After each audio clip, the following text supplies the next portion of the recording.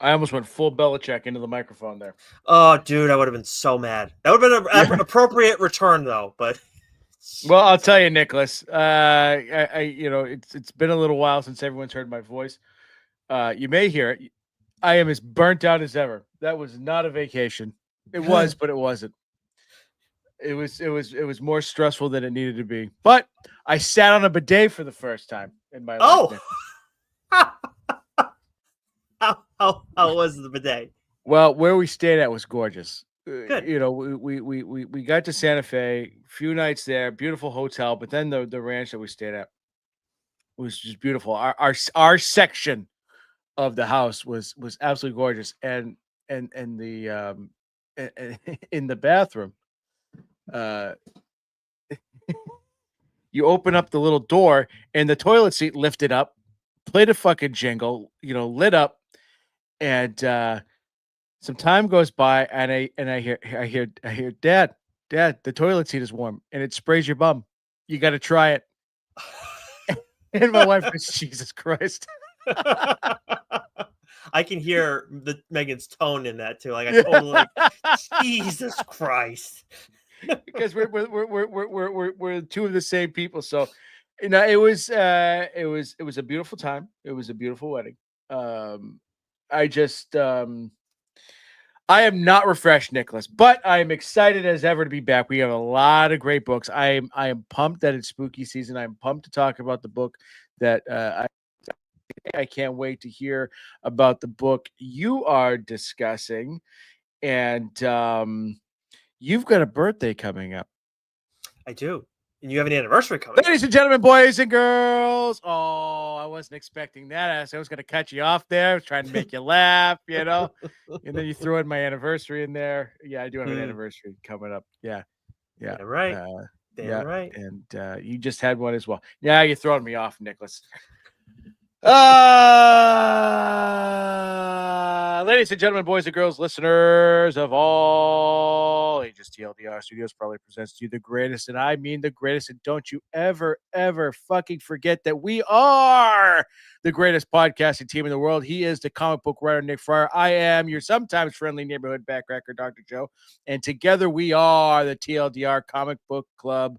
Baby, how's it going, Nicholas? I am just dandy. I did miss you a lot. You're like, people haven't heard your voice in a while, but we did put out two Fireside chats, one of which you were in on and one of which you were not in on. But in the one that you weren't in on, you got high praise for your creation of the name of our interview series, Fireside Chats. The second that I mentioned that to David Harper, he was like, I did a whole intro of him. And then I mentioned Fireside Chat like towards the very end. He's like, "That's all that matters from what you just said." I'm big FDR fans, big FDR fans over here. Yeah, exactly. But yes, I'm glad to have you back. We had a great time chatting with David Pepos. We had we talked about a lot with him. We didn't have enough time. Like we try and keep it to an hour. Some guests we do go a little bit longer, but honestly, I think even if we had 2 hours with David Pepos, we would have been like, there's still a lot more to talk about because he's very busy right now and he's working on a lot of IPs right now that haven't gotten a lot of attention for a long time that we both care about deeply. But we had a great time talking with him about, of course, Cable, Love, and Chrome. The trade of that just came out recently. The week that we talked to him, so you can probably, at some of your local comic shops, you'll be able to find that. And also we talked to him about The Devil That Wears My Face, a book that I talked about on the show a long while back. Very appropriate to talk about that during spooky season, which you read ahead of that conversation and absolutely fucking loved, right? Yeah, it was tremendous, and we still didn't even talk about Marcus Smart. That could have taken us another hour. So yeah, exactly. we'd have to post an entirely separate audio for that.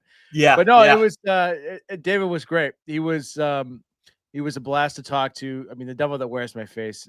It's spooky season, folks. So if you don't know about it, go back and listen to Nick, break it down. I can't remember what mainline episode that was. We'll post and put it in there. Yeah, but for sure. But check that out. It is on Hoopla. If you have the Hoopla app, and check your local comic book shops, you might be able to find the trade of it there. But it is a great spooky season book. Yeah, definitely one that you're going to want to own and have in your collection. Speaking of spooky season and everything like that, and they had a great time talking with David Harper, talking about the lay of the land.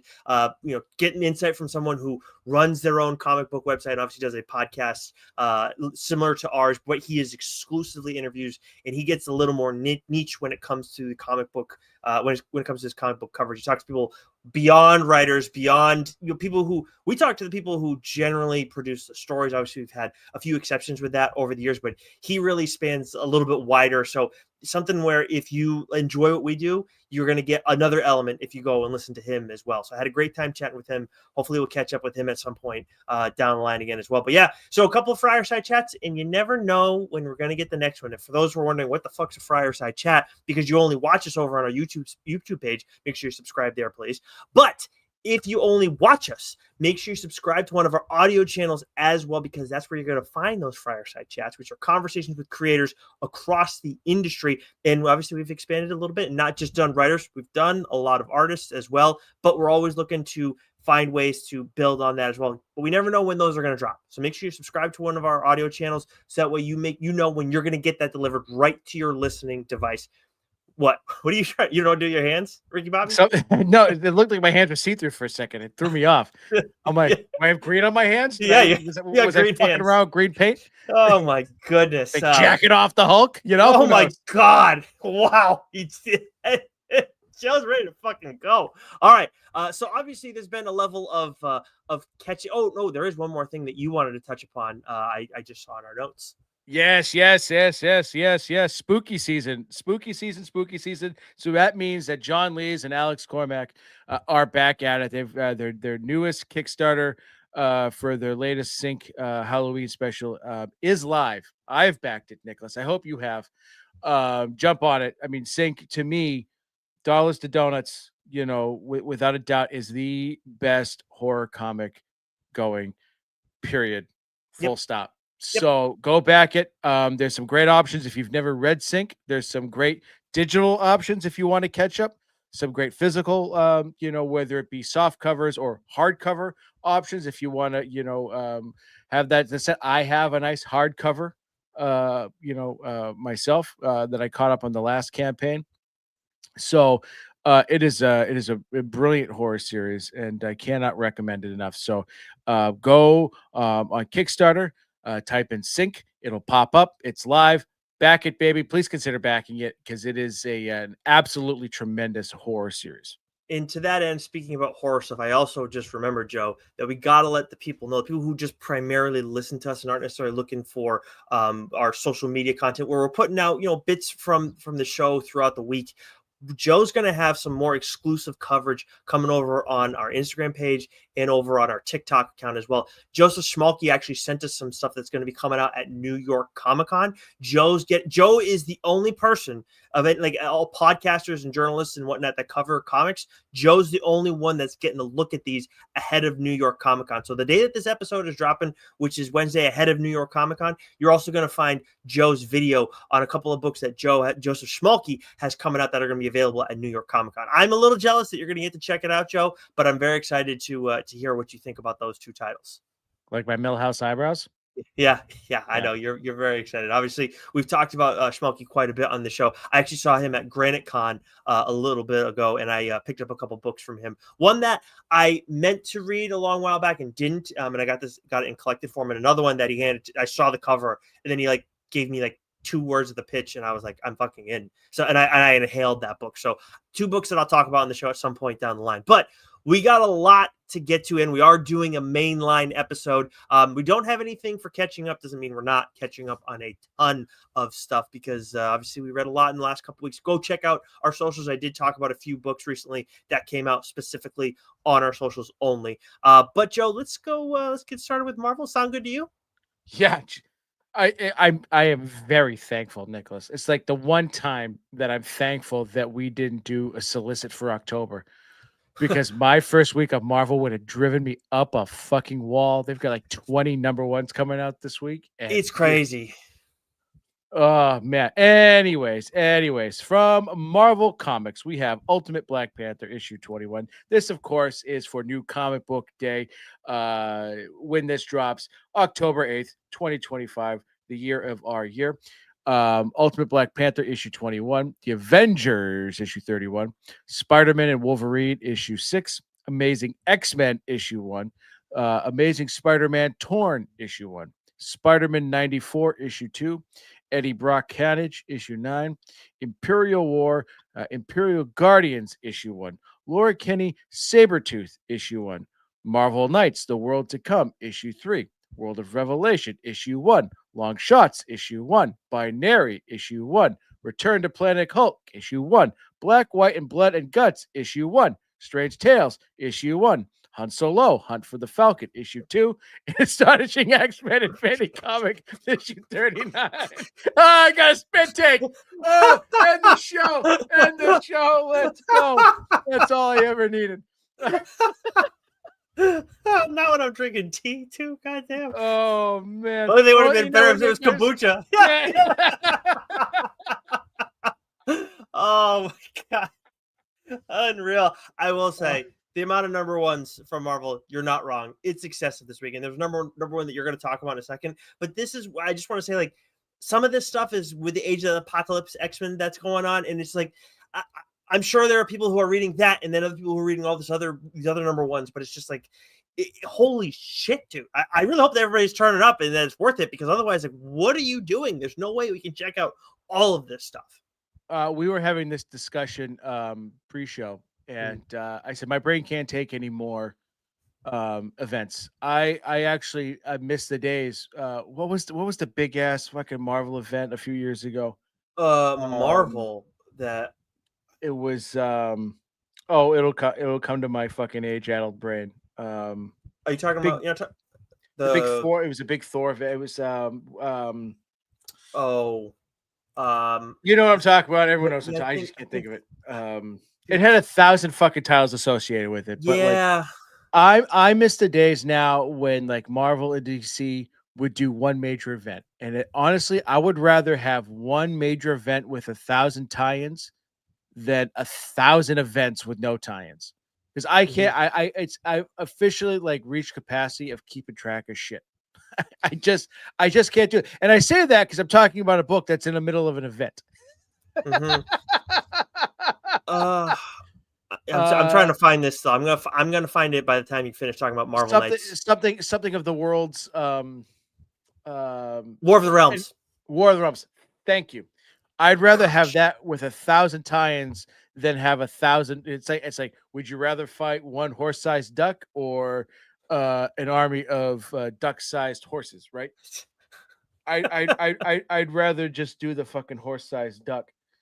But I've now like I've got to pick and choose. Now, I say that because the book that I want to discuss is a Marvel Knights spinoff. I'm not reading Marvel Knights.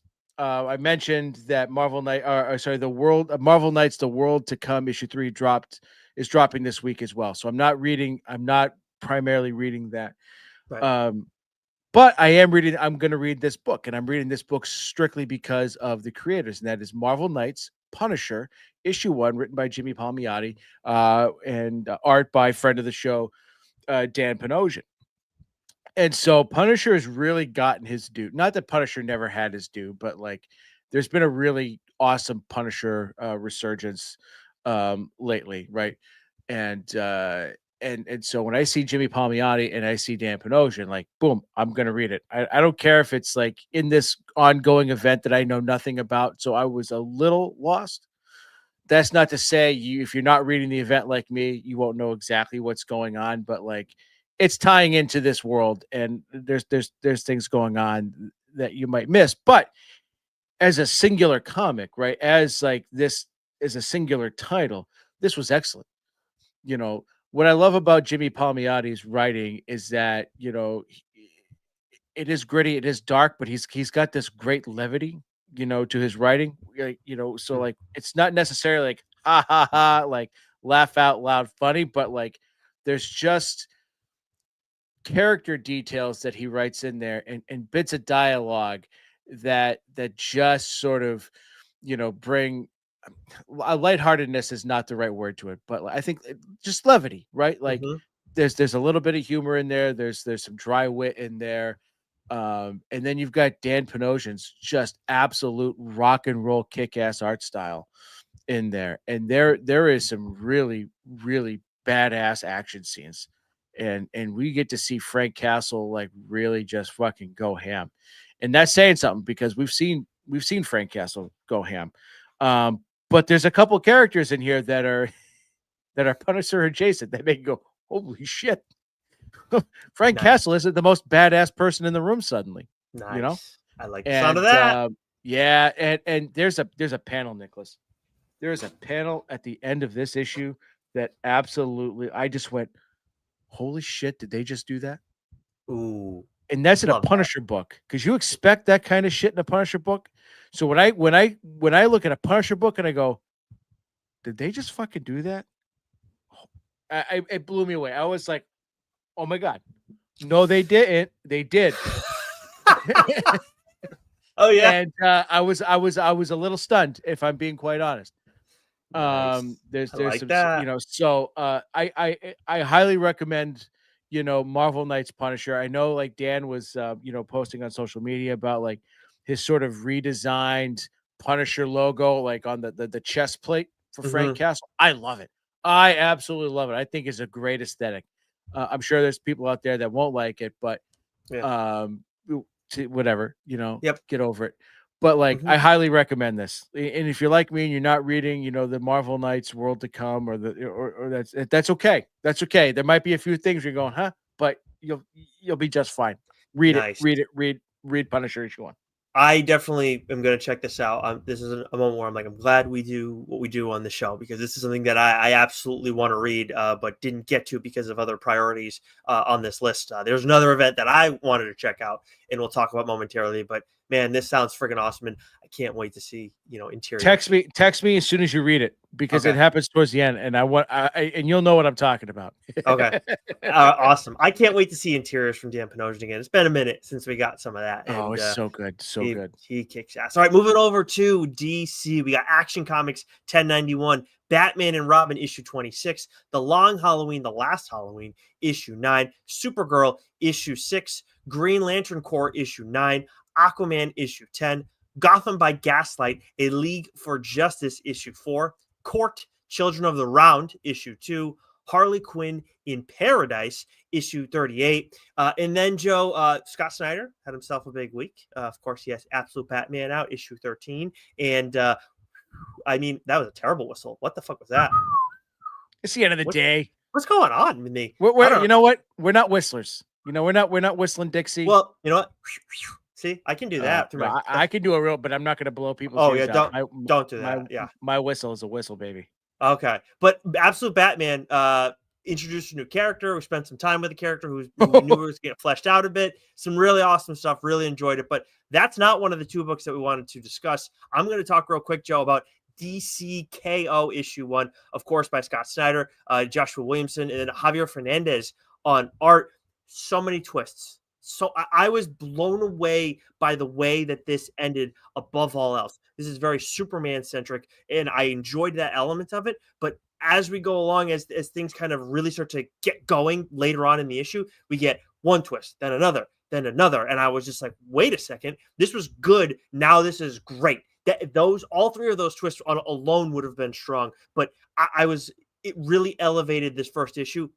I can envision people sleeping on this one. Honestly, it's just there's been a lot around it, and I think you and I have both talked about where it's like, what are they doing with what is this fight? Like, how is this gonna work exactly? Totally get it. They explain it very well in great detail, without getting too bogged down in that layer or that element of it. But the big thing for me that I think everybody needs to know is if you've been enjoying what DC's doing in general since the All In initiative started, you need to check out this first issue. I will be checking out the second issue as well, but you need to at least give the first issue a chance if you've been liking everything from this All-In initiative.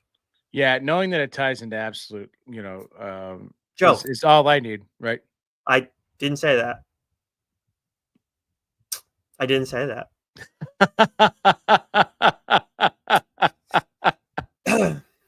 Goodness gracious, me oh my. Spoiler 306? Yep. Yep. 2025 doesn't sound as what we were saying before. Whatever, it's fine. You guys will find out. That's it. Moving on. What do you want to say about the other DC book that's out this week that you wanted to break down? Oh, Jesus Christ. Well, yeah. So I It's gonna bug you the rest of the fucking show too. I know it. You're good. yeah, no, yeah. Spoiler free. Yeah, I'll think of a catchy thing. But The audio version, people won't hear it. You have to go and check out YouTube to see it. perfect. No, the other book that I read is Superman: The Kryptonite Spectrum, issue 3, written by W. Maxwell Prince, with art by Martin Marazzo. So I love this. So this is the creative team behind Ice Cream Man, and so there's a very um, distinct aesthetic, that Ice Cream Man has, that's being brought here to Superman. And with Maxwell Prince's writing, it's again, there's this sort of this dry wit, and this levity to it. And this is like the epitome of just an absolutely fun comic, right? This is not your typical Batman book. It's not your typical Superman book. You're not your typical sort of DC book, if we're being honest. And it's what it is. It's just a really fun story where you got sort of like this over the top sort of prickish Lex Luthor, just being a real smug so and so, and you've got all these like really cool, different colors of kryptonite that have wide-ranging effects, on Clark. And this issue in particular focuses on the kryptonite that has essentially turned Clark and Superman back into a child again. And what's great about this issue is that he's hanging out with Shazam, right, and Billy Batson, and they're both kids, and they're playing, superhero action figures. And it was just a lot of fun. And the particular villains that they use in this, and like the way they're trying to sort of trap Shazam and Superman. This comic is a lot of fun. And at the meanwhile, you've got the straight man being Batman, really just trying to figure out what's going on. And the twist that you get at the end of this issue brings in a fun character that I loved from Superman the animated series. And I actually watched this episode not knowing that that's what the issue is going to be about, like a week or so ago. So this is a fun offbeat Superman, story that honestly I can't recommend highly enough. Nice. Yeah, I've definitely slept on this one. So honestly, 3 issues in, dude, you're still talking about in this detail. I think you just have like dibs on your own. You know what I mean? Like it's yours. So definitely want to check that out at some point. But I think you need to talk about it in the show in detail. All right, let's go through Image and Skybound. What do you got for me? All right, from Image and Skybound, we have Transformers issue 25, which is kicking off a new creative team with Kirkman and shit. Mora. Thank you. Kirkman and Mora. And issue 24 is very bittersweet. Daniel Warren Johnson penned a really nice letter at the end of that issue. I've had a lot of fun with Transformers over the past 2 years, so I'm very excited to see where it goes next. We have the Sacrificers, issue 16. G.I. Joe, A Real American Hero, issue 321. Everything Dead and Dying, issue 2. This is an absolutely phenomenal comic, and a great spooky season comic. Are you reading this too? I can't remember. Yeah, I forgot to mark off in our notes, but yes, I am reading this. I really liked it a lot. It's what we've kind of been we thought it would be at the outset, where it's like it's really changing it's altering the reader's perspective on a thing that we've seen in zombie apocalypses before. And I really enjoyed that. Like, we kind of got that in the first issue, and the second issue is like, no, this is absolutely what the story is. It was excellent. Correct me if I'm wrong on this one, Nicholas, but Falling in Love on the Path to Hell, issue 10. I thought this was a limited series. I thought issue 9 or 10 was going to be it, right? I never even, honestly, I had no clue. So I don't know why I had that in my head, because the past 3 issues, I'm expecting a conclusion. No, this is ongoing, baby. Now they are taking a bit of a break, Mhm. I don't think the next arc will continue until sometime late into 2026, but Mm. this has been a great series. Absolutely love it. We have Blood and Thunder issue 6, Farmhand issue 26, The Unchosen issue So cool. 4. So good. So badass. And this was in particular a really awesome issue. Super Creep Show special issue 1, Free Planet issue 6, and Death to Pachuco I think issue so. 1. I Yep. didn't read that one. Did you? I did not check that one out, but I did read the Power Fantasy issue 12 by Kieran Gillen and Casper Wingard. And this is the start of the third arc. And sweet Jesus, dude. Oh my God. I love this book so much. I've said it a million times on this show, and I'll say it a million more fucking times and not apologize once because it is so damn good. The second arc had this insane ending. And honestly, like we talk about all the time how with books we love a good ending because it really just it leaves you wanting more going into that next issue, in that propulsion is that like kind of buzzword that we use. And I think the Power Fantasy does that as well as anybody. But I've said before how Kieran does it in a very interesting way where it's not like this, he'll have a big loud thing, but it's like you don't expect it in that last moment of the issue. Like it makes sense. It's like Ben, he's laid the foundation for it throughout the issue, but you don't know what's coming necessarily at the end. It's just outstanding writing, a long-winded way of saying that. But where we had a lot of question marks at the end of this second arc, the start of the third arc both answers some of the questions that we had, and then also creates a lot more questions that we had. Things are about to get heavy. I love the Power Fantasy, and I just it's on like it's there's a really good chance that it ends up winning a floppy again this year on my account. Oh, Yep. I It would was call it. the best. I think I don't know if it's best ongoing. I think it's best ongoing for me last year, Mm. and that will be what it would qualify for this year. And there's been a lot of good books, Joe, but I haven't wavered on how I feel about this title. Well, I would expect nothing less, to be honest with you, because I know how hard it is for you to not talk about it on a Thank you. monthly basis. It, it, So, it really fucking is. yep, it really fucking is. All right.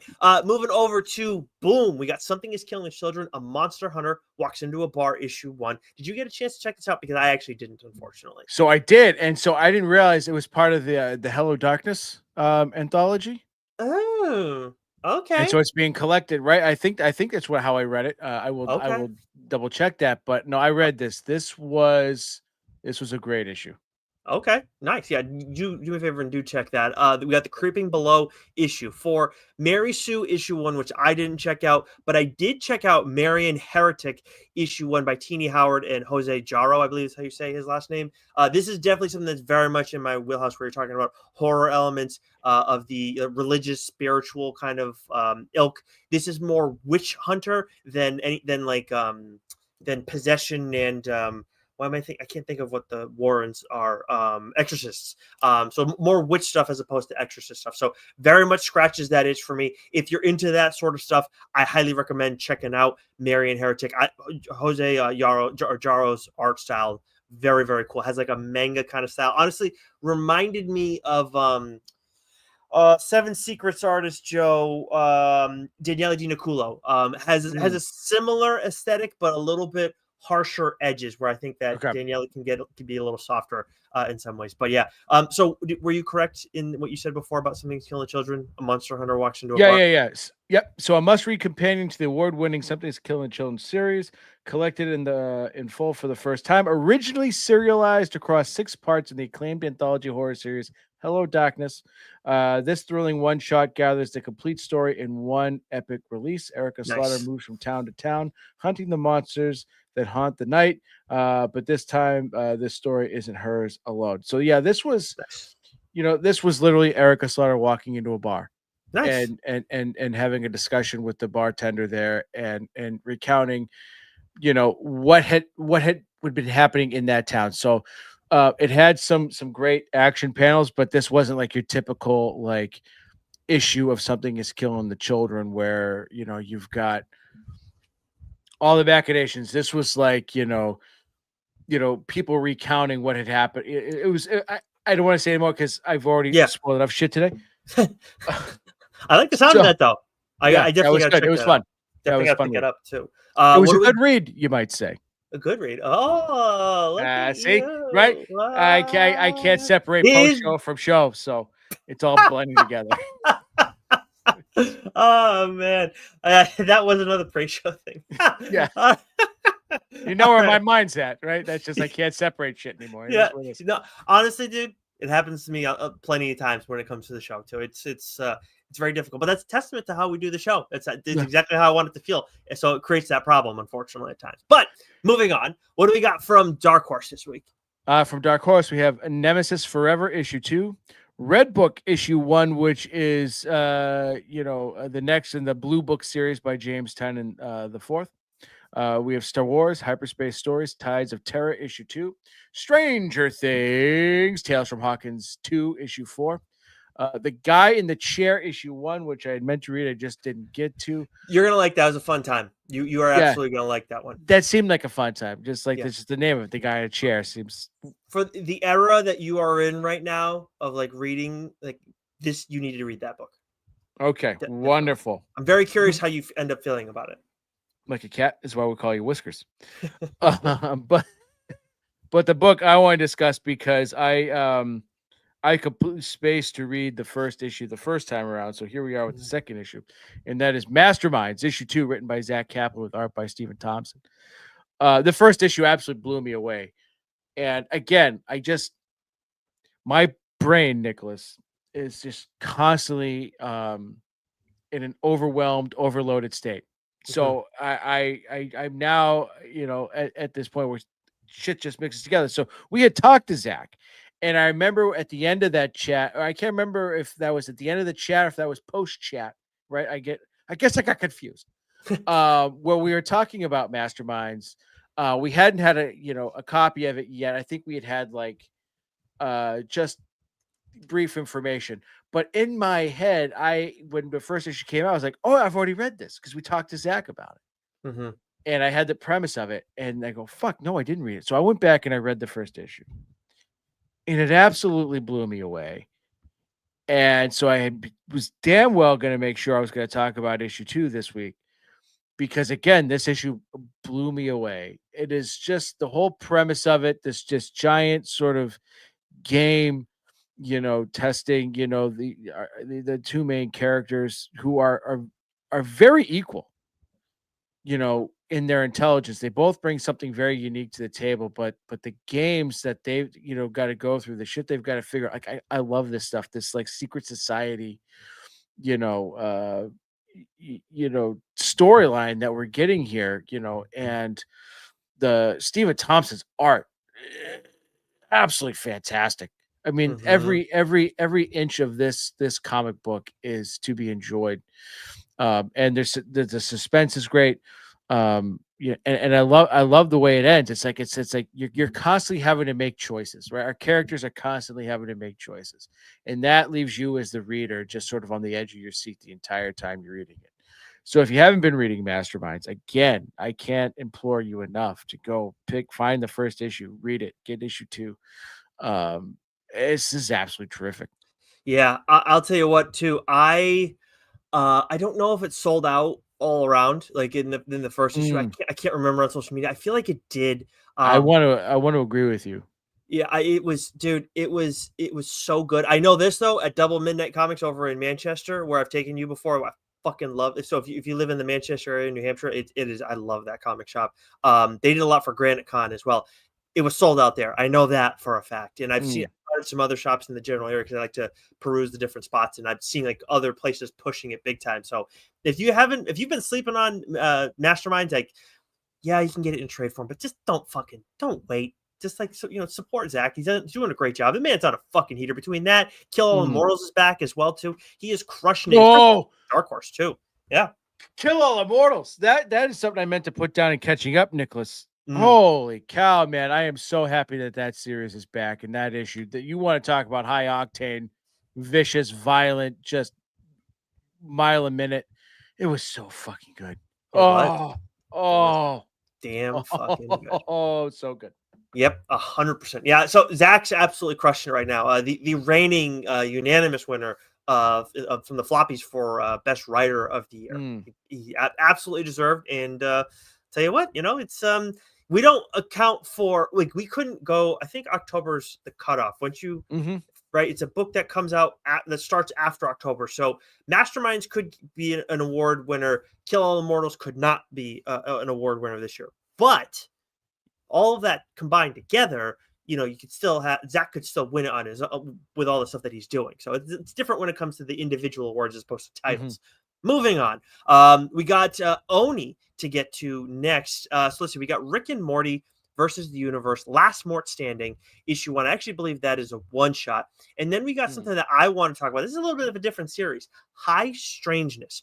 So this is coming from Elijah Wood and Daniel Noah's production company, Spectravision. They've like partnered with Oni to go and do this series that Daniel Noah is kind of overseeing by and large, but then he's got different creative teams mixed in. Chris Condon, who we've had on the show, and I believe we mentioned for something else that it's coming out this week. Either way, we've talked to Chris Condon on the show previously. He wrote this first issue, and then the artist on this is David Chisholm.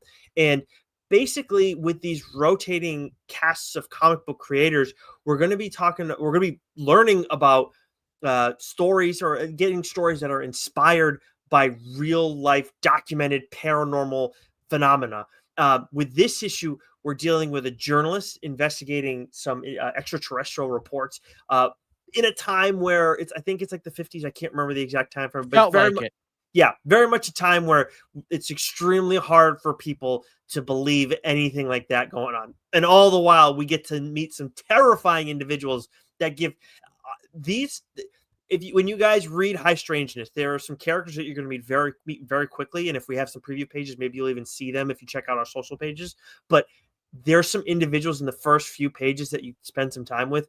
And I've seen them in other types of stories too. And I know they're like a certain thing. They fucking creep me out so much, Joe. Oh, Always like they not send great. Not chills. great. Hmm. Ugh.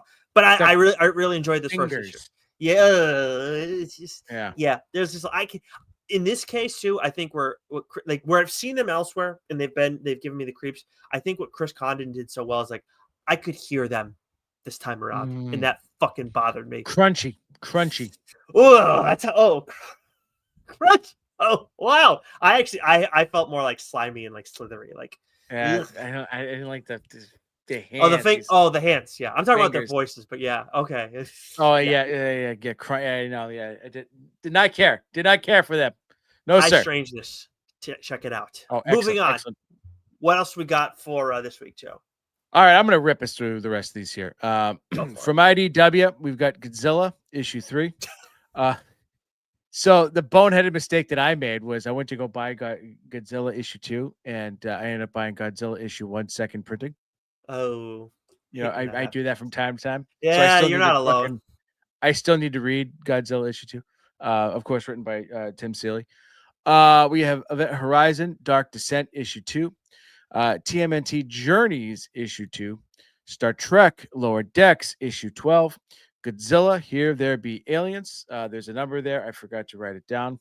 Yeah. From Titan or Titan, I've heard it both ways. We have Conan the Barbarian issue 25, Heatseeker Exposed issue 3, and Little Nightmares Descent into Nowhere issue 1, and Return to Skull Island issue 4. From Dynamite, we have Harley Quinn and Elvira issue 1. We have Stitch issue 2, Thundercats, Powerpuff Girls issue 4, and maybe, just maybe, the best issue of Captain Planet and the Planeteers yet, issue Hell 6, yeah. ending that first arc. We mentioned David Pepos before. This was just an absolute badass finale to this first arc. So again, if you haven't been reading Captain Planet, what the hell are you waiting for? Dynamite, we need more, please. Yeah. Yes. Please. Yes. We'll get more. I got a good feeling about that one. Mm-hmm. And then from Mad Cave, we have Temporal issue 1. Mm-hmm. And then that leads me to my book, a book that I've been dying to discuss, so badly that had we gotten the review copy one day sooner, it would have been on mainline issue 116. And I would have done it the week that it dropped because I need Sir Nicholas to read this book. I need him to read this ASAP, Okay. because this book is I it's in heavy consideration for a Hmm. number of awards for this coming floppy season, and that is the Slasher's Apprentice from Mad Cave Studios. It's written by Justin Richards with art by Val Halverson, colors by Rebecca Nalty, and letters by Buddy Bowden. Synopsis: Riley, a horror obsessed podcaster with a slasher villain fixation, is seeking a new career path, helping her favorite legendary slasher, the Hopton Valley Killer, regain their long standing notoriety while learning the ropes herself. So the only thing I'd say there is I wish the synopsis was really just that first sentence. I mean, you can guess from the title and who you introduce this character right away who the slasher's apprentice is, but sometimes I wish synopsis were just a little. But anyways, that's me Hmm. nitpicking. This So is you're five saying this, issues. but you're saying the synopsis, the first sentence covers it enough, and if you just Mm-hmm. took out the second, it would Yeah, still yeah, yeah, be you like it would add another element of like, oh, this is fucking awesome. yeah, yeah, yeah, yeah. Cool. Yeah. Okay. Not that it gives it, it spoils anything, right? You can deduce that all, but I just feel like Mm. sometimes I like that little bit of you know, Yeah, no, we've you know talked what I about mean? that before, and it's tough with the indie ones because I agree with you. Like, I want less. Like, Mm, give me an idea of what it is, but do it as little as you can, so I mm, can enjoy more and be surprised by more. But yeah. I hear you 100%. Yeah. So this is 5 issues of pure brilliance. Every issue is absolutely fantastic. This is to me, this was a very surprising book, right? Not that like I'm surprised by anything that Mad Cave Studios does, because just about everything they put out is just absolutely fantastic.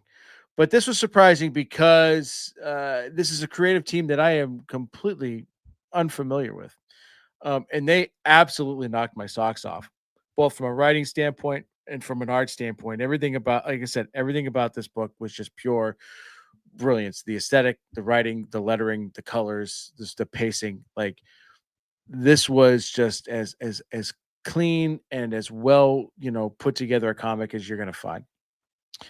And what I love about it, right, is that it uses sort of like today's sort of obsession with, podcasting obsession with serial killers, right? And combines it with the campiness of what as I'm told, made 80s slasher films so great. I don't watch 80s slasher films because they scare the piss out of me.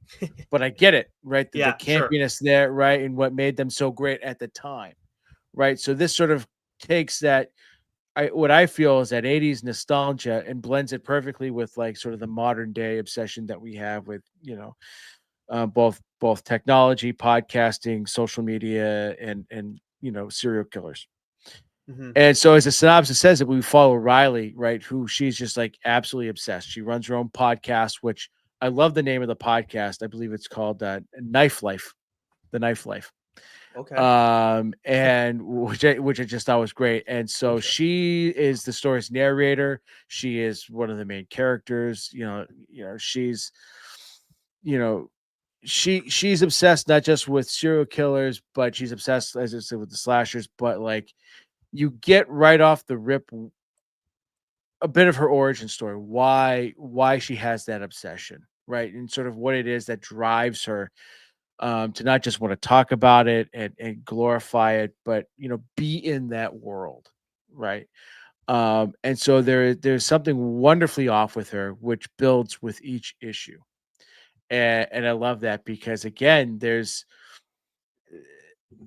this it's a running theme with me tonight about writers and taking horror stories and building in levity, and so there's something almost kind of sweet about Riley, right? There's a there's an intelligence there.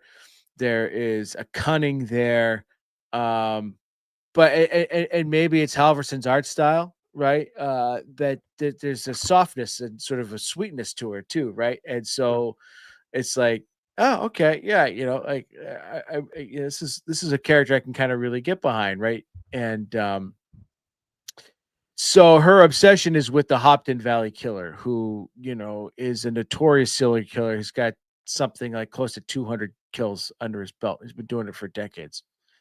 And she befriends him, and she wants to be mentored by him, and she acts as a mentor to him in a way, right? This is sort of like old guard meeting new guard, right?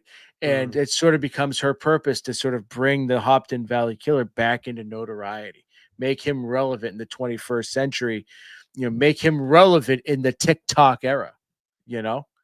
And and so like there's this great contrast between the two of them, because he's this big lumbering, just terrifying looking character. He never takes his mask off, which is just sort of this big sort of lion, you know, sort of headed mask with this big man. He wears this big trench coat, and he's this big, hulking figure, and she's just this little dollop wisp of a young woman, right? But they have a shared interest, right? And mhm. so he doesn't talk. He communicates through an etch a sketch, which I thought was hilarious, or a dry erase board, right? And usually just with stick figure drawings. And she's got computers, and so it's like there's fun to it, Mhm. but it's also one of the most vicious books I've read too. Wow. you know, at the same time, and so this is just I'll dive into the art in a second, but this is just sort of like I said earlier, a perfectly placed horror story where each issue you've got, these two characters learning and teaching each other, right? Old school, new school, like, this is how you need to do it. Let's not fuck this up. How are we going to plan this next kill, right? Whether it's a bunch of frat bros, or they're sneaking into a family's house, or if it's a whatever, like each issue sort of has a different kill, different motive, and at the same time, there's a lot of mentoring. It's like Ovaltine. What's the deal with Ovaltine? The glass is round, the mug's round. It's a It's gold, Seinfeld. Jerry. Gold. It's gold. It's a Seinfeld Banya thing, right? But with serial killers. That's um, amazing. and so you're reading it and you go, oh, this is like a really fun horror story, and then all of a sudden you get your first twist, and now you go, this is a really fun. Oh shit, this is about to get real horror story, Nice. and then you get another twist, and you go, oh fuck, oh let's go, let's go. So like that's what I loved about it. It's a tight five Mhm. issues. If you can give me a perfectly told story in 5 issues where I'm not like at any point going speed it up or how is this going to end? You're just engaged and at the edge of your seat. Then you've done your job, and and they did it perfectly here. Just you read that first issue, you read that last issue, and you go, whew, that was awesome. That was awesome. So I'm only going to dive into two of the characters because I'm not going to spoil things for a third time on the program today. So you've got, like I said, Riley, and she's a real eager beaver, and she's just a really fun character, and she's a very unassuming character. Again, there's a softness, there's a levity, there's a um I don't know, there's something fun, but also like is there something else going on there that you discover, throughout the course of the series. And she really is all about there's a section where she's like, we gotta get your numbers up, bro. Yeah, you know, and these other guys, they're beating you to the punch. They're doing this, and this better. You just can't fucking, just, bash someone's brains in and call it, hey, you gotta put some pizzazz on it, right? And so, like, I love that aspect to it, right? And Yeah. then you have the Hopton Valley Killer, who is just this no nonsense serial killer who wears this sort of really, I wouldn't call it a terrifying mask, but it is at the same time because it's just cold and again unassuming. It's a lion head in a mane. Um, but this guy is absolutely terrifying, and he will use anything and everything as a weapon. Bowling balls, did chairs, axe, whatever it is. If he can get his hands on it, it's a weapon, and he'll use it, and it comes through in the art, man. So he's very brutal, very vicious. But he's been in the game too long, and he's become a little vanilla, you know, in today's standards. So, like I said, they got to zhuzh up his act a bit. Um, so the character development in this was tremendous. The pacing of this was tremendous. You know, just the way that each issue builds on each other, and when you get to that conclusion, like I can't say enough, you know, about Justin Richards' writing here. Like Nick, you're gonna read this and you're gonna absolutely love it. Val Halverson's art was equally as tremendous. There was a brightness to it. There was a vibrance, you know, to it. You know, it's not like, you know, an Alex Cormack, you know, horror book where it's raw, it's gritty, it's vicious, you know, and it's like Halverson's art is going to terrify you in different ways, right? It is vicious, right? The action sequences do get brutal. You see eyes flying out of the sockets, right? But there is, you know, the lines are cleaner, right? The colors are brighter, right? You know, this has more of that sort of I think traditional, you know, comic book, you know, not to say that Cormac's art style isn't traditional comic book, but you know what I'm trying to say. Yes. This feels like more comic-y than like what Cormac gives you, which is just more fucked up and disturbing. Mm. But it like, you know, there's I always like to talk about the eyes, you know, and especially with Werther Dell'Edera, you know, and the way that he draws eyes and something is killing the children. There's an innocence in like Riley's eyes that like I think does a really good job at giving you the reader a sense of what you think this character is, right? And then you juxtapose that with how Richardson sort of weaves the story and then what you get at the end and you go, "Oh, oh, oh, oh." So it's like it's subtle little touches like that that I think bring out a bit of you know, brilliance and just like little nuanced details that really add to it. But you know, this I use vibrant a lot when Hmm. discussing this book, but it is violent, it is vicious, it is gruesome, and there are some really fun kills, really fun kills. So I can't wait to hear what you think about this book, and I would read it immediately, Nicholas. You'll start reading it on a Friday night, and you'll finish it on a Friday night. Wow. Oh, wow. You'll Well, you'll you'll tis the you'll go season. through all 5 issues. You won't want to put it down. Like it's Duly noted. it's excellent. I will keep that in mind when I go and finally check this thing out. But I mean, if I'm not gonna check it out this month, I'll check it out in November. Anyways, I don't give a fuck. We read horror year round. But yes, this is the time to be checking that sucker out. And one thing that I'm thinking about as you're kind of delving into all this, this started around the same time that Killer Be Killed was ending. Of course, it's Kyle Stark's book. We talked to him about that a little while back, and there was that murder podcast kind of influence in that story. And then there's over at Ignition Press, one of the new comics like companies that have kind of merged. I think we heard about it in 2024, but I think they just started with series this year.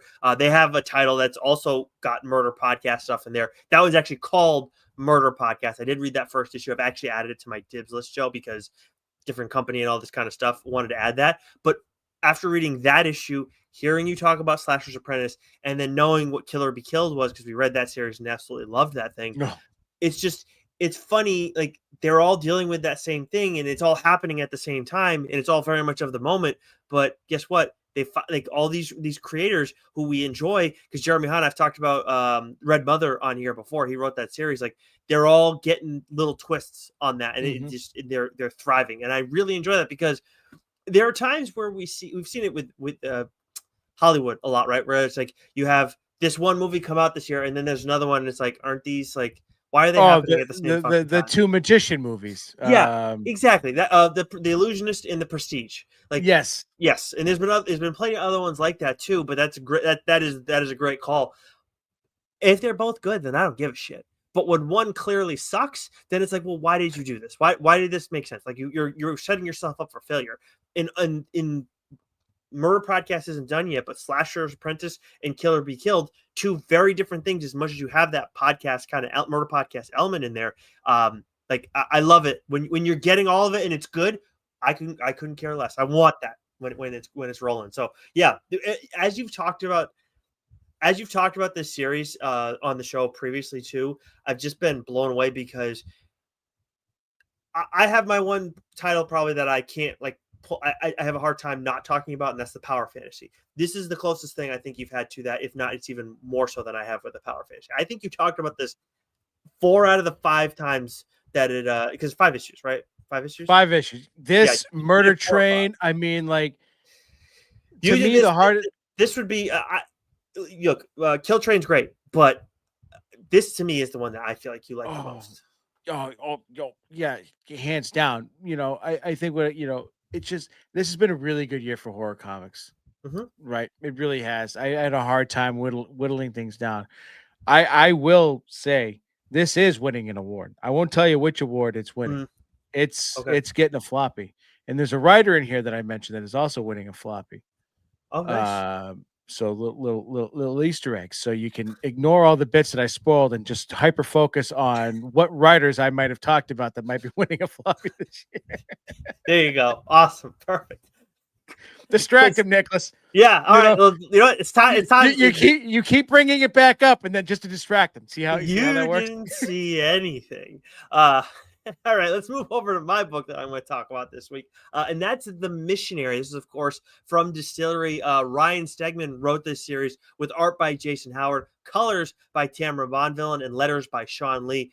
This book, when it got announced, I would never have taken this from Joe because, like, it's Ryan Stegman. We've had him on the show a few times. We kind of do that when we have like a creator on the show. Then it's like, we feel dirty about calling dibs. But Joe generously gifted me this one, and also like we had Ryan on the show and talked about it a little bit, and I'm just like, why are you doing this? And I got like the first. I think we got the first 6 pages or something like that, and I was like, Mhm. this shit's going to be fucking unhinged. I even And gave you my second issue to read, so yes, you you can did. finish this. Yeah, and I have since picked up the second and the third one, and I to have the physical copies on my own because I want to have that. I fucking love this series so much. It's a horror comedy, so again, very much appropriate for the season. We want to make sure we're talking about horror type stuff throughout October. Perfect time to be checking out this title. I don't think that you can go and pick stuff up at your local comic shop yet. I don't know if they have a collected edition of this, but if you order on Distillery, I would assume you'd be able to find first, second, and third issues for this title. I have, I think we both have multiple copies of the first issue. Right? I know I have 2 because I wanted to get them. I can't remember if I got the Jason Howard one or the Stegman cover, but I also wanted that Scotty Young cover because it was fucking awesome, man. It's so good. Some of my favorite covers from this series. Synopsis: Bryce Hunter is a devout religious man whose faith is shattered when he catches his wife being intimate with an elder from his church. This harrowing event sends Bryce spiraling into the hands of a demonic entity named Uvidus. Now, I may be pronouncing that incorrectly, but I'm going to pronounce it that way throughout the entirety of the show. I did not go back and check on our conversation with segment. That would have been the smart thing to do. But we're going with Uvidus. So Bryce Hunter is our main character in this story. He's very much a man of faith, a man of God.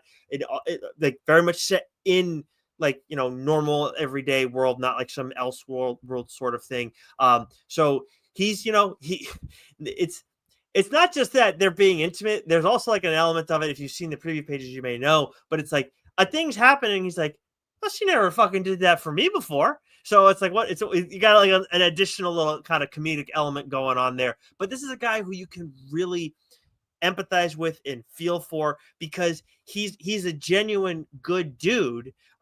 Yes, maybe there's a little bit of sheepishness, and that's why some of this is happening to him. It's also probably why he ended up with his wife, who is named Princess. And I'm just gonna go and throw this out there. I like the name for the character, but I think there's in The Walking Dead we have a character named Princess as well, and she's badass. But like I don't know. I feel like somebody naming their kid Princess is like a little bit of a red flag. Call me crazy. I don't know, Joe. You're the one who's a parent here, but I don't think that I think if my wife said to me, "Hey, we're having a kid, let's name her Princess," I can't imagine her doing that, and I think I'd have to put my foot down on that one. I don't know. Call me crazy. Oh, big man, putting your foot down. No, I agree that there needs to be someone employed at hospitals that their sole job is nope, that's a dumb fucking name. Try again. Yeah, for real. And another thing on that note, because having covered high school sports for the length of time that I did, look, if your kid has a name that is not the same as everybody else's, then you spell however the fuck you want. But when it's like a standard name and then it's like, oh, let's throw an extra, vowel in here. Why? Like, or let's just change it up here. Like, it's why? I don't understand that kind of stuff. Like, it's just like if someone spelled like, okay, like talk about Violet, right? Like, if someone's like, oh, I'm gonna do Violet, but I'm gonna do it with an IT instead of ET. It's like, well, you're asking for people to spell your kid's name wrong for the rest of their fucking life.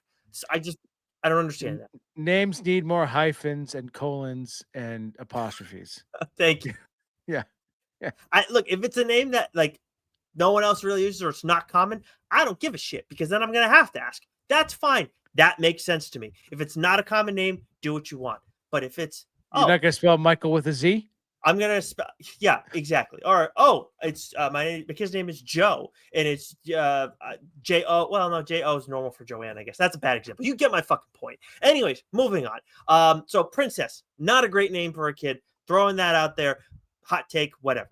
But she's the absolute fucking worst. She sucks. Like she's like absolutely. Thank you, John Ralphio. I don't know where Joe went, but thank you. And then we have Euvidus, who is the demonic entity that I mentioned previously, and he is he's an interesting character because he's like there's a lovable loser nature to him as well, but there's also a lot more to him than meets the eye. And I'll get into that a little bit when talking about Ryan's writing for this series. Then we got a couple other entities as well that we're dealing with. Celestidius, he's like a major force who's trying to create this whole end of the world type scenario, and he's got a lot of different things that he's trying to juggle throughout all this, but he's a bit of an asshole. Shocker, someone who's trying to end the world is a dick. Then we got Erebusa, who is the baby mama to Satan's kid, who I will say Satan's kid in this, when you read this show, that will be your favorite character 100%. Oh, let's go. It's very funny. Think like the questionable Calvin and Hobbes in the plot holes, where you really liked him. Different, but like same energy, if that makes sense. There are a few other key players in this too. I'm not going to dig into all those. Those are really the people that you need to know throughout the course of the story. There'll be a couple other that jump in and out. The second I heard about this from a conceptual standpoint, and also when I saw the art too, I was just like, again, I'm all in. Like, anytime you're talking about possession type stuff, I'm very much interested in it. And then it's like, okay, we got like a little bit of like a buddy cop element. I was like, I need to check this sort of thing out. And we love reading horror stuff, but at the same time, as I'm reading this, it's like when I start hearing buddy cop, it's like, okay, so this isn't going to be like, it's not going to be like Hotel or Sink and, where it's going to like scare the piss out of me, but there's going to be like a horror adjacent kind of vibe to it. And that's the best way I describe it. Definitely not horror adjacent in the sense of like, oh, this is PG-13. Like, no, there's still a lot of there's a lot of crazy shit that goes on in this, and it's not necessarily always in the horror vein, especially in the first fucking few pages. Again, I forget how much of the preview pages got out there, but you guys will know when you see the first few pages. On the note of the buddy element, I really thought that the greatest strength of this story from what Ryan did was the buddy cop component of this, because you've got two guys who are kind of lovable losers for different reasons, and they are interacting with each other throughout the entirety of it, because you have Euvidus, who is possessing Bryce, but not in this like sense where Bryce doesn't have any control as to what's going on. At least he has the illusion of control, and all the conversations between those two are pretty much happening via captions. So kind of like a telepathic sort of thing that's going on throughout all this. So there's a level to which they know each other, understand each other, more so Euvidus understanding Bryce because he's able to kind of see with what's going on within his brain. But again, like with Euvidus, I alluded to this before, there's a bit of a manipulative element to him, but he's also a really good friend to Bryce throughout all of this. So it's kind of like, is it genuine? Is it to a certain end? Is it a bit of both? And you figure that kind of out throughout the course of the story. And then with Bryce, this is probably the other thing that really stood out to me in terms of like what Ryan Stegman did well when writing this series. Bryce goes through a lot of growth throughout the story, and he's the character that you expect that from. He also like devolves in a few different ways because of his growth, but I like it. It feels this is a human. Like, we're dealing with all this larger than life stuff in this story, all this heaven and hell, fire and brimstone shit, and then you've got this human who's just like trying to deal with the fact that his wife is a bit of an asshole, and like, I have these other opportunities that I can go kind of explore. What am I going to do with it? And like, how do I, like, as I try and like try and get my mojo back, like, you're gonna go through some changes. And I thought Ryan did a really good job with that. I enjoyed that component where it's like, that's kind of a dick move, but you know what? I get it, and good for you, Bryce. And then all that too, we get some nice twists throughout the end, throughout the course of the series, but especially at the end. Now, all this said, we've got Ryan writing this story, and whenever I see a guy who's primarily known for his artwork writing a story, whoever he's picked out for his artist, I know they're gonna go fucking nuts. I would assume they're gonna be like a high, like a just. They're going to give us a great story, much like we've gotten with like Scotty Young and Jorge Corona, where just the art in oh my god, what am I blanking on the image books that they've done together? West. Middle West, but then with the Me You Love in the Dark, that was the other one I was also trying to remember. Oh. I love those, and then Ain't No Grave, like those three that they've done together were just fucking outstanding. With this, we have wild, explosive artwork, and I think outside of the concept itself, like the art was my favorite part of the story, and I really liked the demon designs that we got here, and that's where I'm like, the demon designs have more. There are a couple that are gross, but like some of the bigger players, like, you're cool looking, like less scary, eerie, like witches, jock witches kind of vibe, and more so like, that's like borderline like cool badass sort of thing, like more Spawnish kind of cool demonic stuff going on, I would say, from a design standpoint. And then with Jason Howard, I mean, Jason Howard's done plenty of work in the business, but I think what I also appreciate about him and Stegman pairing up is there's a similarity in his artwork and in Stegman's artwork, but Howard has more of a cartoony flair to what he does. So that's like playing into like when I see Stegman's name on the book, kind of playing into, oh, okay, like it's him, but it's not him from an art standpoint. And then with this, where there's a lot of comedy in this story, I think it plays well. As much as you got this badass, like violent shit going on, and Jason Howard can absolutely do that, there's some comedic stuff, and even with some of the action at times where it's like, I need to have that flair. So it really works well from like the from that lens. And also, again, going back to the horror adjacent stuff, it all kind of comes together throughout the course of the story. But all this said, when we talk about horror adjacent, sometimes I think that means, oh, this is accessible for not young readers. I don't mean that, but like people who just, I guess maybe in some sense younger than like, just like, I don't know, 18, but at like PG-13. I would not say that for this story. There's a lot of fucking weird shit that Stegman has Jason Howard draw. And honestly, the next time we have Stegman on the show, whatever the book's about, we need to ask him, Joe, like about the conversations that he had with Howard about some of the fucking crazy things that he had him draw, because there's some fucked up stuff, there's some horrific stuff, but there's like there's fucking shit. I'm like, if someone, I'm not an artist, but if I was the writer telling the artist, hey, I want you to draw this, I would be like, we better get along well, because like really puts the missionary in the missionary position. Am I right? Yeah, it's not. I don't think that was on accident. I don't think I saw a missionary position in this at all, but I don't think that was on accident. So that's where I say it's not for young readers. That's why. But anyways, yeah, I had a lot of fun with the missionary. So honestly, we've got 2 fun horror comics that you can check out throughout the course of this month. But definitely like similar vibes, but also different. Mine sounds like it has a high, like, feels like it has a high level of comedy integrated integrated into the story, and yours has that as well. But it's like, I think yours sounds like it has more of that horror vibe to it than mine does. Yeah, Slash's Apprentice, I would say that there's levity. It's sort of intentional but unintentional, if that makes sense, right? Mm-hmm. Yeah. Whereas with the missionary, it's very much at the forefront. Yes. Arabusa, Satan's kid. Did you say he's like Scanlan? I mean, there may be like a no. I honestly the comp is Okay. 100%. Like, I'm not saying no. I don't think so. I seriously Okay. think the I was best thinking of, comp. little scamp, No, I mean he's a scamp, but not in that like.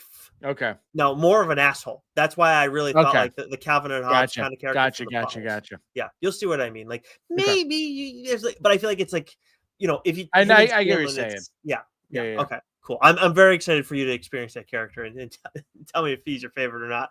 But anyways, yeah. So those are the two books mainline episodes. Joe, look, we still know how to do this fucking shit. Who fucking knew? I know, right? We're trying to finish off the fucking show. God. All right. So again, make sure you subscribe to our audio channels as well as YouTube, because on our audio channels, that is the only place you're going to find our fireside chats, which are conversations with creators across the industry. And you never know when one of those is going to drop. So make sure you subscribe there and leave a 5-star rating and review, please. It helps us show out a ton. And tell a fellow comic book reader, please. Until next week. Keep reading, baby.